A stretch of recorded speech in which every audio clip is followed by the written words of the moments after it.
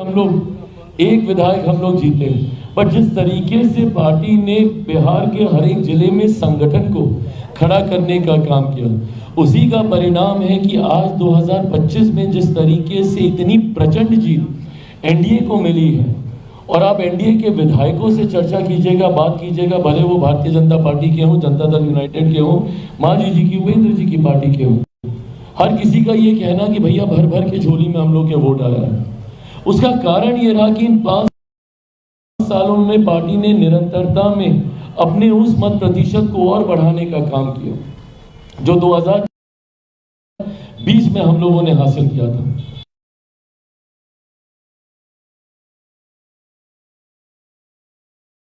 में हम लोगों ने हासिल किया था और इस बार महज 29 सीटों पे चुनाव लड़ते हुए भी हम लोग 5% के आंकड़े तक हम लोग पहुंचे। तो ये दर्शाता है एक निरंतर ग्रोथ जो लोक जनशक्ति पार्टी रामविलास की रही है।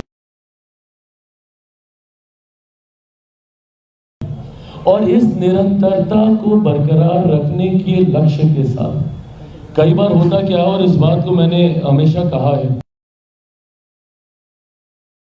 क्या और इस बात को मैंने हमेशा कहा है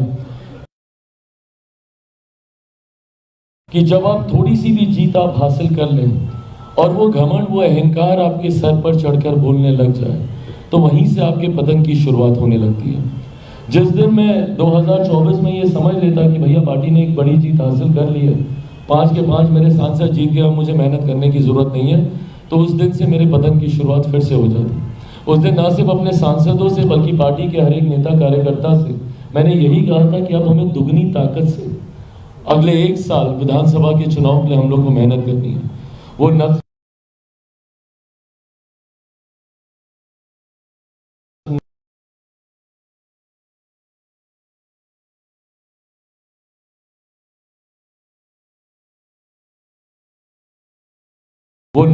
संकल्प यात्रा हो या विभिन्न माध्यमों से हम लोगों ने जितने कार्यक्रम बिहार के अलग अलग जिलों में आयोजित किए, इसी लक्ष्य, इसी उद्देश्य के साथ की निरंतरता में जनता के साथ जुड़े रहना जरूरी है, उनकी आवाज बनना जरूरी है। आज पुनः आप सबके माध्यम से मैं बिहार की जनता को यह विश्वास दिलाना चाहता हूं कि लोक जनशक्ति पार्टी रामविलास समर्पित है पूरी तरीके से सिर्फ और सिर्फ बिहार और बिहारियों के लिए।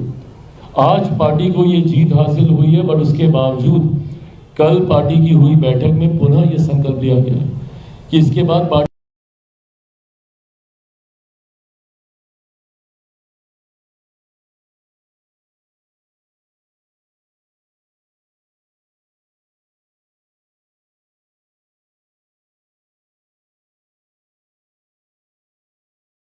अब दुगनी नहीं, संभवतः चौगुनी ताकत से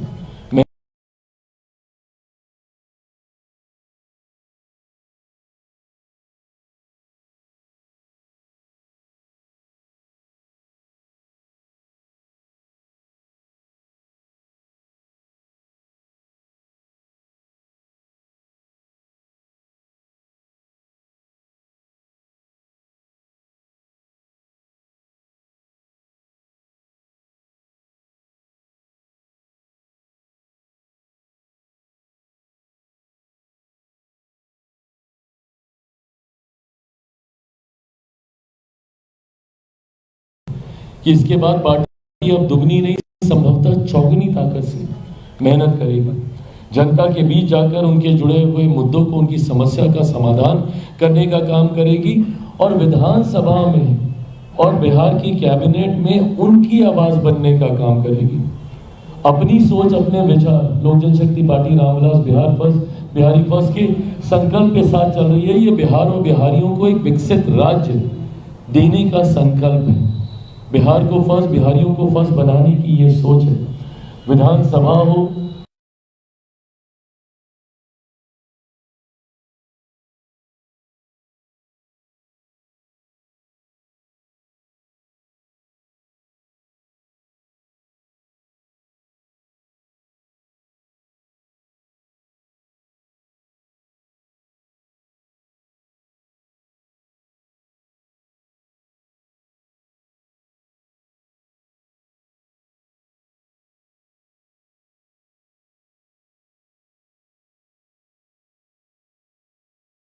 या मंत्रिमंडल में हो, निरंतरता में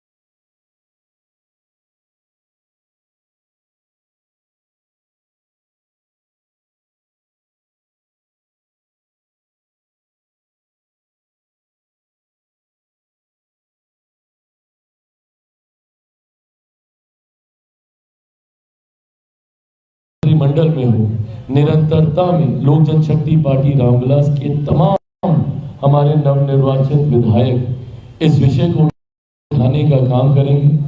मंत्रिमंडल में हमारे मंत्रीगण के साथी इन विषयों को उठाने का काम करेंगे और जनता के साथ लगातार ये संवाद बना रहे। इस बात के लिए मेरी पार्टी का हर एक कार्यकर्ता, हर एक नेता संकल्पित है और इसी सोच को आगे रखने के लिए हम लोगों ने ये फैसला लिया है। और जो 3 जानकारी आप सबके साथ मैं साझा करना चाहता हूँ, उसमें पहली जानकारी ये कि एक खूबसूरत संजोग है कि परिणाम एक ऐसे समय आए हैं जब लोक जनशक्ति पार्टी रामविलास का स्थापना दिवस की दहलीज पर हम लोग मौजूद हैं। 28 नवंबर को मेरे नेता आदरणीय रामविलास पासवान जी ने सन 2000 में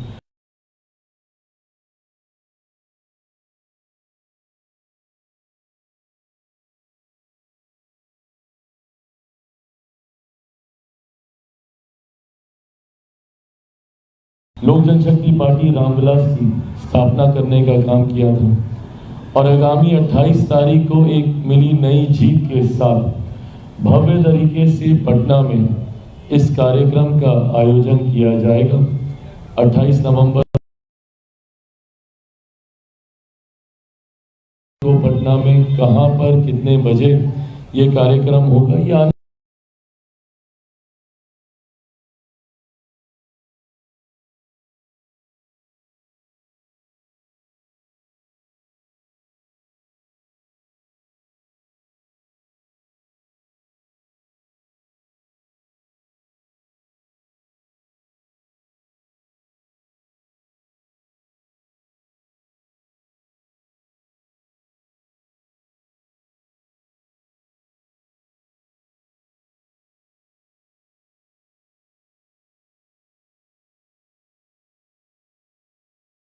में कहां पर कितने बजे ये कार्यक्रम होगा, ये आने वाले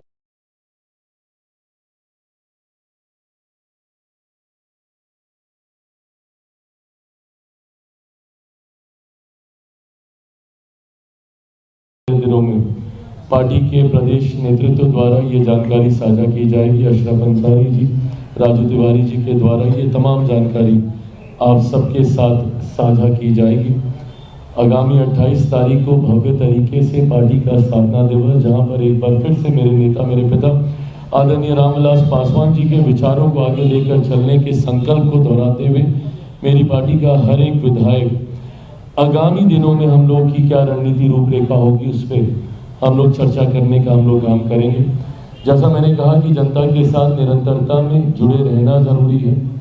कोई भी मेरा पार्टी का नेता, कार्यकर्ता बंद कमरे में एसी चलाकर बैठे और चर्चाएं करे, ये मुझे स्वीकार नहीं।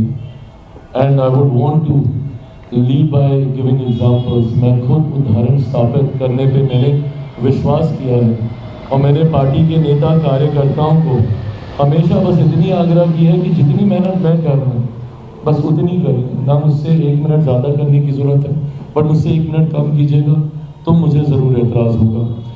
ऐसे में आगामी नववर्ष की शुरुआत में ही, जनवरी से ही, क्योंकि दिसंबर में फिर पार्लियामेंट चलेगा और उसके बाद बड़े दिनों की छुट्टियां होती हैं, तो हर कोई स्वाभाविक है अपने घर परिवार के साथ वो समय बिताता है। बट जनवरी में दही चूड़ा के तुरंत बाद, जैसे ही खरमास समाप्त होगा, उसके तुरंत बाद से लोक जनशक्ति पार्टी रामविलास पुनः बिहार भर की यात्रा में हम लोग निकलने का काम करेंगे। बिहार की जनता को सबसे पहले तो धन्यवाद देते हुए, जिस तरीके से प्रचंड जीत बिहार की जनता ने एनडीए के प्रत्याशियों को देने का काम किया है, तो ये यात्रा दही चूड़ा के तुरंत बाद हम लोग शुरू करेंगे। और जहां पर एक बार फिर से जनता से संवाद साध कर आने वाले 5 सालों में अब इसको एकदम माइक्रो लेवल पर लेकर जाया जाएगा कि उनके इलाकों की छोटी छोटी समस्या, बिहार फर्स्ट बिहारी फर्स्ट में ज़रूर हम लोगों ने बड़ी चर्चाएं की, बट छोटी छोटी समस्या, पुल पुलिया की हो, नली नाले की हो, सड़क बनाने की हो, जो विधायकों के माध्यम से प्रशासन की मदद से तत्काल प्रभाव से जिसको हम लोग सुनिश्चित करा सकते हैं। ऑफकोर्स बड़े एजेंडा सरकार के रहे हैं, जिसका जिक्र हम लोगों ने संकल्प पत्र में किया है, और उस संकल्प पत्र में लोक जनशक्ति पार्टी रामविलास के बिहारी फर्स्ट का भी जिक्र है। उसमें कई एजेंडा हम लोग के जोड़े गए, तो यकीनन वो बड़े विषय आने वाले 5 साल में तो ज़रूर धरातल पर उतरेंगे ही। 1 करोड़ रोजगार देने की हम लोगों ने बात की है, बिहार के हर एक जिले में उद्योग खोलने की हम लोगों ने बात की है, तो उन पर तो ज़रूर काम करेंगे। बट रोज़मर्रा की जो दिक्कतें ग्रामीणों को झेलनी पड़ती है, जिस व्यवस्था में वो गांव देहात में रहते हैं, उसको कैसे तत्काल प्रभाव से दूर किया जा सके, इस दिशा में इस धन्यवाद यात्रा के माध्यम से हम लोग सुझाव इकट्ठा करेंगे और जल्द से जल्द उसके ऊपर कार्य करने का हम लोग प्रयास करेंगे। अंतिम घोषणा में एक महत्वपूर्ण जानकारी, जिसपे पार्टी के प्रमुख सदस्य कुछ समय से हम लोग कार्य कर रहे थे और लगभग उसको एक अंतिम स्वरूप दिया जा चुका है। ऐसे में आज मैं फ्लैग ऑफ करना चाहूँगा इस विषय को, क्योंकि मेरे लिए वो काफ़ी ज़्यादा महत्वपूर्ण था। मेरे नेता, मेरे पिता आदरणीय रामविलास पासवान जी ने लोक जनशक्ति पार्टी रामविलास के गठन से पहले उन्होंने दलित सेना का गठन किया था, और दलित सेना को हमेशा लोक जनशक्ति पार्टी रामविलास की रीढ़ माना जाता था, ब्रेन बिहाइंड द पार्टी माना जाता था। हमेशा दलित सेना ने लोक जनशक्ति पार्टी रामविलास के में की रूपरेखा तैयार करने में, रणनीति तैयार करने में एक अहम भूमिका निभाने का काम किया। 83 में दलित सेना का निर्माण किया गया था। आज भी मेरे पास वो तस्वीरें हैं जब मैं साल भर का हूँ और अपने पिता की गोद में हूँ जब उन्होंने इसकी स्थापना की थी। दुख मुझे इस बात का ज़रूर था कि पार्टी के साथ साथ दलित सेना भी उन महत्वाकांक्षी लोगों के द्वारा छीन ली गई थी, जिन्होंने सिर्फ मेरे नेता के विचारों के ऊपर अपनी महत्वाकांक्षाओं को खड़ा करने की सोच के साथ पार्टी और दलित सेना को हड़पने का काम किया था।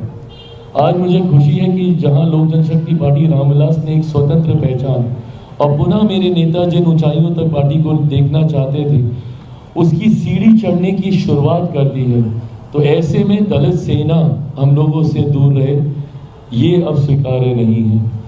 ऐसे में लोक जनशक्ति पार्टी रामविलास के हमारे बिहार प्रदेश के प्रभारी जमुई से हमारे सांसद अरुण भारती जी और इनके साथ तैयार की गई टीम के ऊपर ये जिम्मेदारी दी गई है कि पुनः दलित सेना का गठन किया जाएगा, पुरानी विचारधारा पर नए स्वरूप के साथ, मेरे नेता के सिद्धांतों को आगे लेकर जाने की सोच के साथ एक नई टीम, जिसमें यकीनन मेरे नेता के हर वो पुराने साथी सहयोगी उसमें एक मजबूत भूमिका निभाएंगे जो संभवतः स्थापना काल से दलित सेना के साथ रहे हैं। लोक जनशक्ति पार्टी रामविलास के साथ अब दलित सेना रामविलास भी उतनी ही मजबूती से नॉन पॉलिटिकल ऑर्गेनाइजेशन होने की वजह से अनुसूचित जाति जनजाति से जुड़े हुए तमाम विषयों को मजबूती से हर मंच पर उठाने का काम करेगी। आज भी अफसोस होता है, मैं एक ऐसे समाज की कल्पना करता हूँ जहाँ जात पात धर्म मजहब से उठकर लोग एकजुट होकर समावेश की सोच के साथ आगे बढ़ने का काम करें। पर ऐसे में आज भी इस बात को देखकर अफसोस होता है जब जाति के आधार पर आपके साथ भेदभाव किया जाता है। आज भी 21वीं सदी में ऐसे उदाहरण देखने को मिलते हैं जहां एक दलित होने की वजह से आपको घोड़ी पे चढ़ने से रोका जाता है, एक दलित पुलिस अधिकारी को बारात निकालने के लिए सिक्योरिटी की व्यवस्था करनी पड़ती है, एक दलित बड़े पद पर बैठे हुए नेता को मंदिर में जाने के बाद मंदिर को गंगा जल से धुलवाया जाता है। आज भी ऐसे उदाहरण देखने को मिलते हैं। दलित सेना ने हमेशा से इस बात को लेकर संघर्ष करने का काम किया है ताकि जाति के आधार पर किसी के साथ किसी तरीके का भेदभाव नहीं हो और एक इक्वालिटी की भावना के साथ, समावेश की सोच के साथ सब आगे बढ़ने का काम करें। पुनः उसी सोच को आगे बढ़ाने का काम दलित सेना करने का काम करेगी। दलित सेना का ये गठन कब किया जाएगा, औपचारिक इसकी घोषणा कब होगी, कैसे होगी, समय समय पर इसकी जानकारी आप सबके साथ साझा की जाएगी। पर मेरे लिए दलित सेना का पुनः गठन आवश्यकता थी क्योंकि मेरे नेता की पहचान दलित सेना से रही है।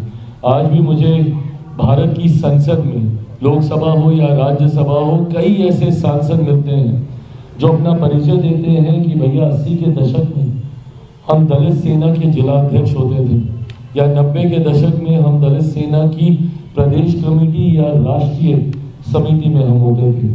और आज मुझे खुशी इस बात की भी है कि एक समय पर दलित सेना के प्रदेश अध्यक्ष की जिम्मेदारी जिस व्यक्ति ने निभाई, आज वो लोक जनशक्ति पार्टी रामविलास की तरफ से बिहार मंत्रिमंडल में लोक जनशक्ति पार्टी के मंत्री के तौर पर वो प्रतिनिधित्व कर रहे हैं। मैं संजय पासवान जी का मैं जिक्र कर रहा हूँ।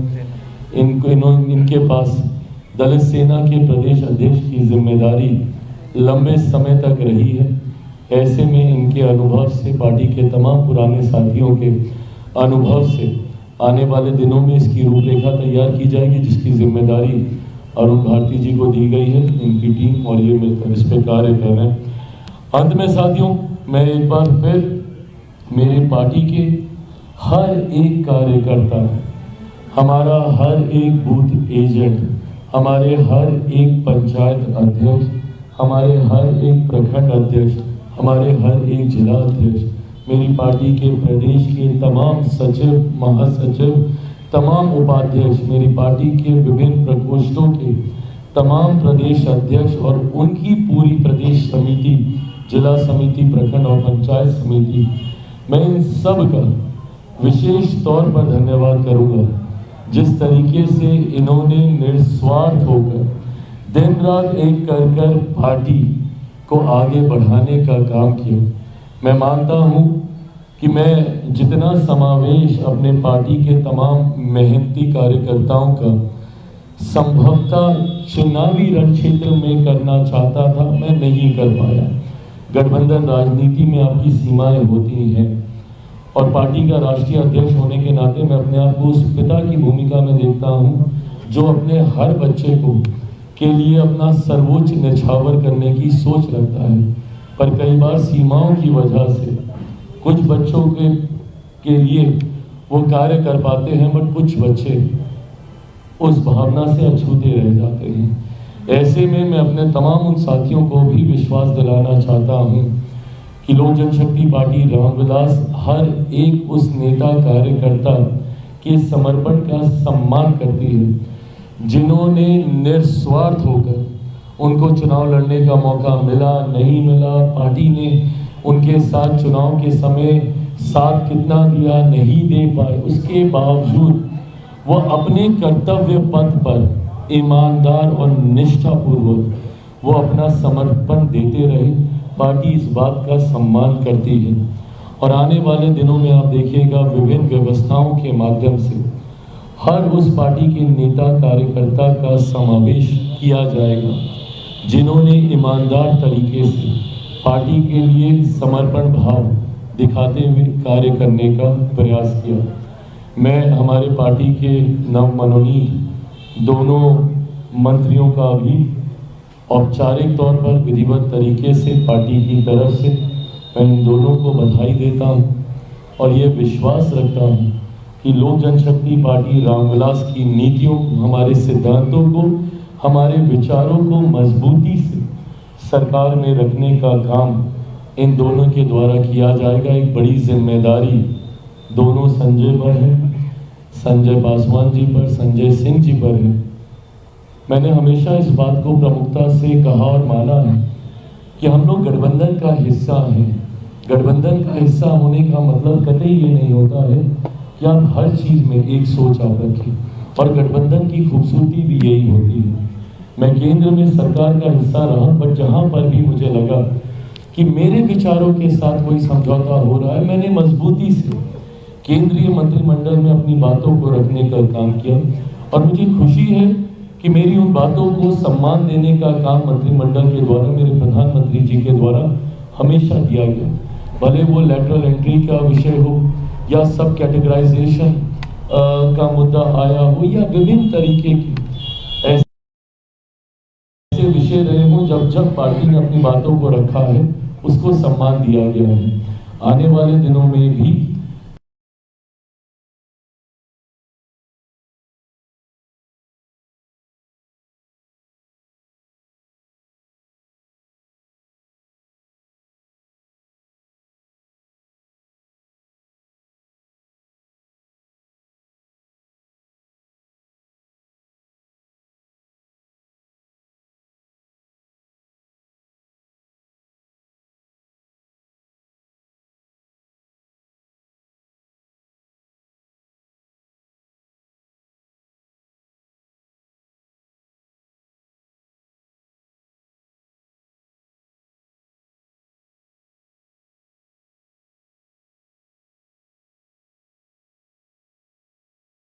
मेरे मंत्रियों के द्वारा पार्टी अपने सोच, अपने विचारों को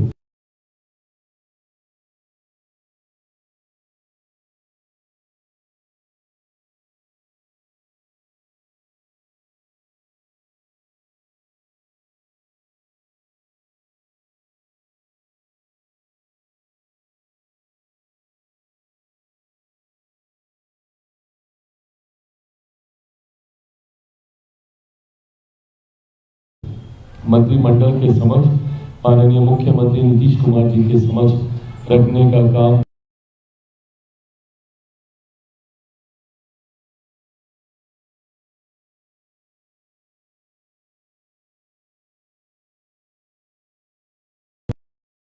जरूर करेगी। और मैं विश्वास रखता हूँ कि आने वाले 5 सालों में हम लोग बिहार फर्स्ट, बिहारी फर्स्ट की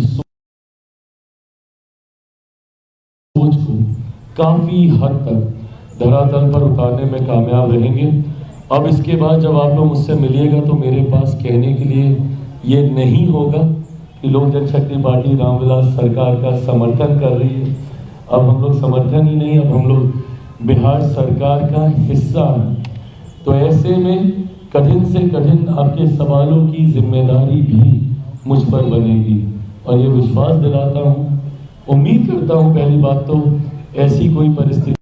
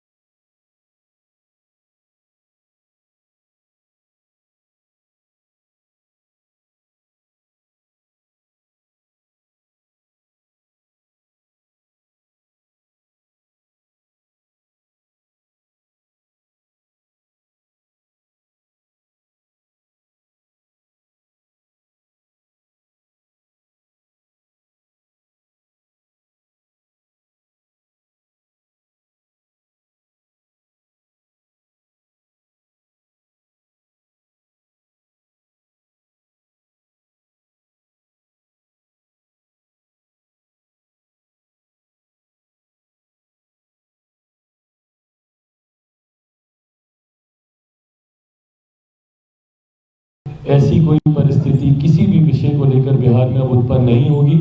जो समाज और हमारे प्रदेश के लिए चिंता का विषय हो। पर अगर भगवान ना करे कुछ ऐसा होता भी है तो मजबूती से उसका हम लोग सामना करेंगे और बिना किसी संकोच के आपके हर प्रश्नों का मैं जवाब दूंगा। अंत में मैं मेरे प्रधानमंत्री जी का धन्यवाद करते हुए इस जीत में उनका बहुत बड़ा श्रेय है।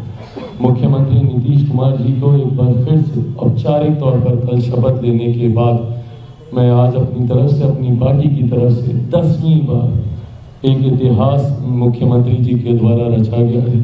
10वीं बार उन्होंने मुख्यमंत्री पद की शपथ ली। औपचारिक तौर पर मैं उनका धन्यवाद करता हूं। कल मंच पर आए तमाम राष्ट्रीय नेता, तमाम केंद्रीय मंत्री और विभिन्न राज्यों के तमाम मुख्यमंत्री जिन्होंने अपनी अपनी अपनी अपनी भूमिका निभाई। कई बार हम लोग को पता भी नहीं होता था, बट एक मुख्यमंत्री, एक कार्यकर्ता की भूमिका में संभवतः किसी विधानसभा, किसी जिले में वो अपना उत्तरदायित्व निभा रहे होते थे। मुझे लगता है इन सबके योगदान से ही इतनी बड़ी जीत हम लोग हासिल कर पाए। मैं मांझी जी, उपेंद्र कुशवाहा जी को भी बधाई देता हूं। कल उनके भी एक मंत्रिमंडल में शामिल हुए हैं।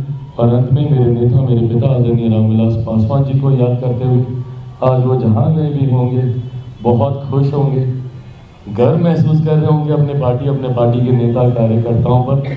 उनके आशीर्वाद से ही हम लोग यहाँ पहुँचे हैं, तो उनको नमन करते हुए अब अगर और कोई आप लोगों के प्रश्न हो। चिराग जी, पहला सवाल, फर्स्ट बिहार, फर्स्ट बिहारी का कंसेप्ट आप लाए थे और ये लाए थे कि बिहार को डेवलप करना है। आज भी बिहार को ऐसे इंडस्ट्री की जरूरत है जहाँ पे जो ब्रेन ड्रेन हो रहा है, जो यहाँ से लोग जा रहे हैं। क्या लगता है, केंद्र में भी आप मंत्री हैं, आपके 19 विधायक जीत कर आए, 2 मंत्री भी बन गए, एक बड़ी जिम्मेदारी है। और युवा जो जिस तरह से युवा की एक कह सकते हैं कि मांग है कि बिहार में इंडस्ट्री हो। प्रधानमंत्री आए, JP नड्डा आए, अमित शाह आए, तमाम लोग आए। बिहार को जरूरत है इंडस्ट्री की, बिहार को जरूरत है रोजगार की। तो ये आपको लगता नहीं कि चिराग जी इसमें क्या करेंगे? ये सवाल कई बार चुनाव के दौरान भी हम लोगों से पूछा गया कि भाई 20 साल के बाद आज आप लोग इंडस्ट्रियलाइजेशन की बात कर रहे हैं। जब हम लोगों ने संकल्प पत्र में इसका जिक्र किया कि हर जिले में उद्योग खुलने चाहिए, मैंने पहले भी इस बात का मैंने जिक्र किया कि किसी भी राज्य में उद्योग खुलने से पहले उस इंफ्रास्ट्रक्चर को तैयार करने की ज़रूरत है। आप उद्योगों की कल्पना ही नहीं कर सकते जब तक कनेक्टिविटी नहीं होगी। अगर सड़क मार्ग, रेल मार्ग से अगर आपके राज्य के जिले जुड़े हुए ही नहीं हैं तो आप कैसे। अच्छा हाँ, आपका ये विषय मेरे दिमाग से निकल गया। आज 10 मिनट चिराग का तो ऐसे में उद्योगों को लेकर जब तक वो कनेक्टिविटी ही नहीं तैयार होगी तो हम लोग कैसे वहाँ पे उद्योग लगाने की सोच सकते हैं। लॉजिस्टिक्स ही वर्कआउट नहीं होंगे। ऐसे में इन 20 सालों में जहाँ कनेक्टिविटी तैयार की गई, मुझे वो दिन भी याद है कि जब मुझे यहाँ से शहर बन्नी जाने में पूरा दिन लग जाता था। मैं अपने गांव का जिक्र कर रहा हूँ, आज मैं 3.5-4 घंटे में मैं अपने गांव पहुँच जाता हूँ। तो ये कनेक्टिविटी, ये इंफ्रास्ट्रक्चर तैयार किया गया है। जहाँ पहले दिन में मात्र 1-1.5 घंटे बिजली आती थी तो लोग खुश होते थे, आज 1-1.5 घंटा कभी चली जाती है तो लोग शोर मचाने का काम करते हैं। जब तक बिजली, पानी की व्यवस्था, ये चीज़ें तैयार नहीं होती, उद्योग की हम लोग कल्पना नहीं कर सकते थे। ऐसे में जहाँ बिहार में हर एक जिले में उद्योग खोलने का जिक्र, और ये जिक्र ही नहीं, इसको रोड मैप के साथ हम लोगों ने तैयार किया है। 25 चीनी मिलें खोलने की बात की गई है। जितनी बंद पड़ी मिलें थी, पेपर मिल हो, शुगर मिल हो, उनको किस तरीके से एक वायबल प्रोजेक्ट में कन्वर्ट किया जा सके, उस पर हम लोग जल्द काम करके उसको रोल आउट करने का हम लोग काम करेंगे। तो ऐसे में जिस ब्रेन ड्रेन का आप जिक्र कर रहे थे, पलायन, ये हम सब के लिए भी चिंता का विषय रहा है। Lok Janshakti party Ramvilas Bihar first, Bihari first की सोच न सिर्फ पलायन को रोकने की है, बल्कि आने वाले 5 साल 10 सालों में एक ऐसी व्यवस्था तैयार करने की है कि हम लोग रिवर्स माइग्रेशन हम लोग शुरू करें। तो आने वाले दिनों में जहां मजबूती से औद्योगिकीकरण आप होते हुए देखेंगे, मेरे विभाग की भी एक बड़ी जिम्मेदारी इसमें रहेगी। कृषि प्रधान राज्य है मेरा, और अब क्योंकि हम लोग सरकार का हिस्सा हैं, मेरे विभाग में प्रसंस्करण की अनंत संभावनाएं हमारे राज्य में हैं।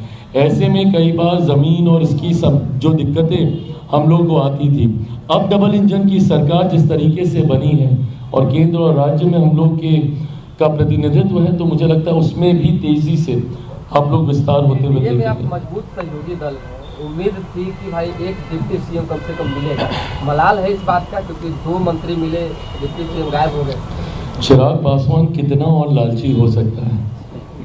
विचारों से समझौता की बात हो रही है। नहीं, ये लालच की बात होगी। आप सोच रहे हैं मैं कहाँ से आया हूँ। 2021 में आप मेरे साथियों में से रहे हैं जिन्होंने मेरे संघर्ष के हर दौर को देखा है, जहाँ एक आदमी आपको मेरे आसपास नहीं दिखता होगा। संभवतः कहीं कार्यक्रम करना है तो 10 लोग कहाँ से आएंगे, कौन उस व्यवस्था को तैयार करेगा? ये मुट्ठी भर लोग जो हमारे साथ थे वो इन चीज़ों को ऑर्गेनाइज करने का काम करते थे। ऐसे में 2024 में अकेले सांसद की पार्टी, और जिसकी पार्टी को 2021 में तोड़ दिया गया था, उसे घर परिवार से निकाल दिया गया था, उस अकेले सांसद पे मेरे प्रधानमंत्री ने विश्वास करके 5 सीटें लड़ने के लिए दी। आज जब स्ट्राइक रेट की बात होती है कि मैंने 5 की 5 जीत के दी, वो तो सेकेंडरी है ना, पर ये विश्वास ही होना कि आपको 5 सीटें दी जा सकती हैं और आप जीत सकते हैं, ये विश्वास ही बहुत बड़ी बात है जो मेरे प्रधानमंत्री ने मुझ पे किया। उसके बाद उनके विश्वास पे मैं खरा उतरा, वो सेकेंडरी था। 5 सांसद मेरे जीते, 1 सांसद वाली पार्टी के 0 में 1 विधायक बोलने लगा था, बट जो जीते भी थे वो भी दूसरी तरफ चले गए थे। तो 0 विधायक वाली पार्टी को 29 सीटें दे दी जाती हैं चुनाव लड़ने के लिए। उसमें से हम 19 जीत के आते हैं तब, जबकि निरंतरता में ये नैरेटिव सेट किया जा रहा था कि सारी हारने वाली सीटें दी गई हैं। दहाई का आंकड़ा भी चिराग पासवान की पार्टी पार नहीं कर पाएगी, एंड जो कि ना वे डाटा के हिसाब से देखें तो सही भी था। 29 में से 26 हारी हुई सीटों पर मेरे प्रत्याशी चुनाव लड़ रहे थे। बट उसके बावजूद ये विश्वास होना गठबंधन का कि आपको 29 सीटें दी जा सकती हैं और आप उसमें से 19 आप जीत कर आते हैं। 2 मंत्रियों को पहले उसमें शपथ भी दिलवा दी जाती है। अब अगर इसके बाद भी मैं गठबंधन से कुछ मांगूं तो मुझसे बड़ा नाशुक्रा कोई नहीं होगा, मुझसे बड़ा लालची कोई नहीं होगा। इसके बाद भी अगर मैं मलाल रखूंगा किसी तरीके से तो फिर मुझे खुशियों को मनाना नहीं आता होगा। तो ऐसे में जितना मिला है, मैं मानता हूं कि ये मेरे पिता के आशीर्वाद से हम लोग यहाँ तक पहुँचे हैं, तो मलाल कतई किसी बात नहीं। मंत्री बने हैं, कोई मंत्री खास मंत्रिमंडल का डिमांड है कि दोनों मंत्रियों को ये पुनः मैं दोहराऊंगा कि हम लोग, कल मैंने इस बात का मैंने जिक्र किया, इंक्लूसिव गवर्नेंस की सोच के साथ हमारी सरकार बिहार में कार्य करने जा रही है। 2014 के बाद जिस तरीके से केंद्र में आपने देखा कि साइलोज को ब्रेक डाउन किया गया, अभी तक जो मिनिस्ट्री साइलोज में काम करती थी, inter ministerial inter departmental interactions के साथ सरकारों ने काम करना शुरू किया। जितनी अलाइड मिनिस्ट्रीज हैं, अब आप एग्रीकल्चर के साथ ही देख लीजिए, फूड प्रोसेसिंग हो, एनिमल हस्बेंड्री हो, ये जितनी भी अलाइड मिनिस्ट्रीज हैं सब एक दूसरे के साइलोज से बाहर निकले और हम लोगों ने साथ मिलकर कार्य करना शुरू किया। ऐसे में आप मेरे मंत्रालय, आप मेरी पार्टी को बहुत सीमित कर रहे हैं ये बोलकर कि मैं किसी मंत्रिमंडल की मैं बात कर रहा हूँ। जनता दल यूनाइटेड के मंत्रियों के विभाग भी मेरे हैं, तो भाजपा के मंत्रियों के विभाग भी मेरे हैं, मेरे विभाग भी जदयू के और भाजपा के भी हैं। एक यूनिट, एक टीम के साथ हम लोग कार्य कर रहे हैं। बट स्टिल अगर आप कोई स्पेसिफिक जानकारी आप जानना चाह रहे हैं तो मैंने कोई मंत्रिमंडल विशेष तौर पर कोई मांग पार्टी की तरफ से नहीं की गई है, बट मुझे लगता है कि बहुत जल्द उसकी घोषणा कर दी जाएगी। विभागों का बंटवारा जल्द होगा। 2 सवाल हैं। हाँ, आ रहा हूँ। पहला सवाल ये है कि आरजेडी ने ऑफिशियल पोस्ट किया है और परिवारवाद को लेकर सवाल खड़े किए। पहला सवाल, और दूसरा सवाल साथ ही में मैं कर लेता हूँ। 2 संजय को बड़ी जिम्मेदारी आपने दी है, आपने 2 संजय पे विश्वास किया है, उधर वाले संजय पे एक बड़ा सवाल खड़ा हो रहा है। अरे प्रभु, कहाँ से कहाँ तारों को जोड़ा जाता है। बहरहाल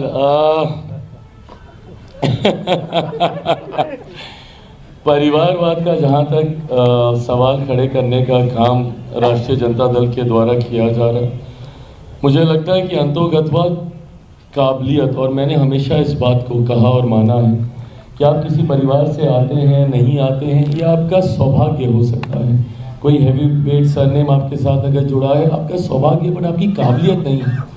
सौभाग्य शायद आपको मौका दे सकता है, बट काबिलियत ही आपको आगे लेकर जाने का काम करेगी। ऐसे में मैं मानता हूँ कि आज मेरी पार्टी अपनी काबिलियत यहाँ तक पहुँची। अगर चिराग पासवान में वो क्षमता नहीं होती तो रामविलास पासवान के बेटे होने की वजह से 14 में एक बार बस उनको चुनाव लड़ने का मौका मिल गया था, पर अगर 19 में जमुई की जनता ने मुझे तिगुने मार्जिन से जिताने का काम किया तो संभवतः उन 5 सालों में मेरी काबिलियत के अनुसार किए गए कामों के आधार पर था।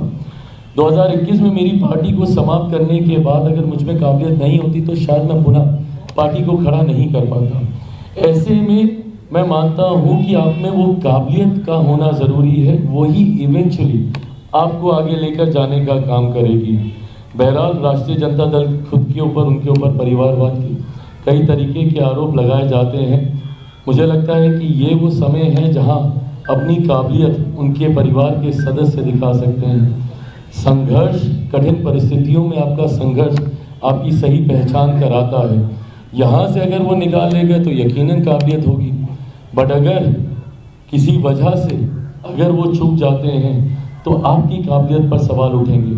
मैं इस बात को ज़रूर कहूँगा, आंकड़े आप देखिएगा, काबिलियत अभी तक राष्ट्रीय जनता दल के सेकेंड जनरेशन के द्वारा नहीं सामने आई है। 2005 तक जिस तरीके से उनकी पिछली पीढ़ी आदरणीय लालू जी, राबड़ी जी पार्टी का नेतृत्व कर रहे थे और 5 में हार जो मिली, उसके बाद से पार्टी कभी खड़ी ही नहीं हो पाई है।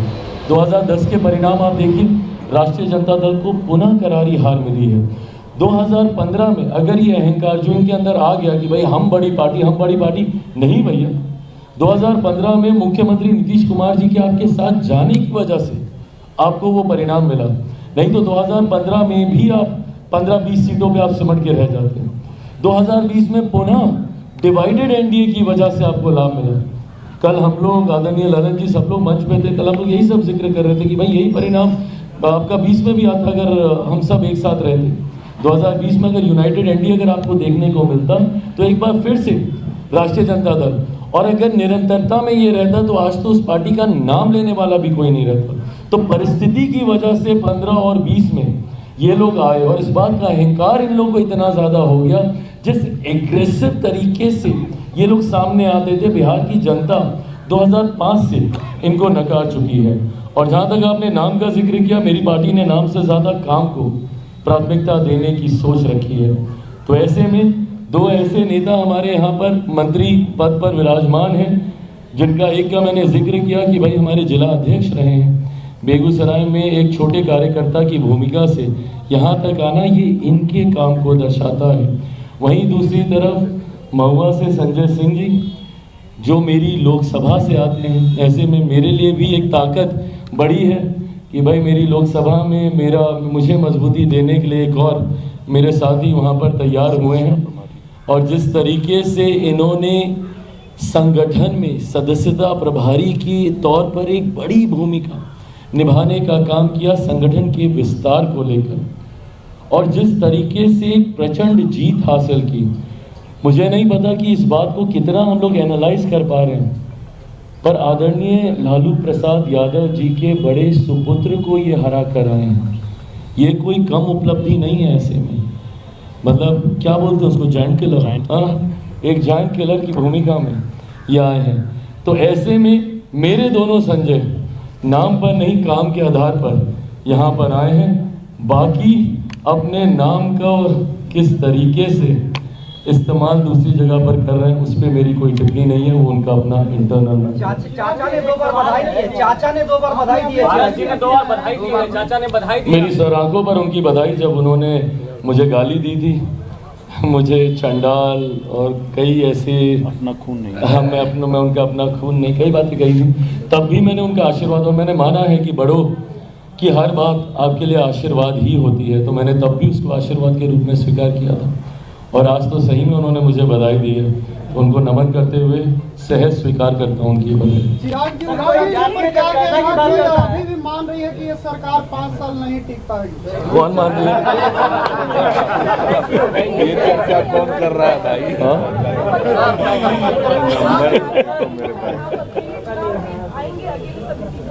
कब?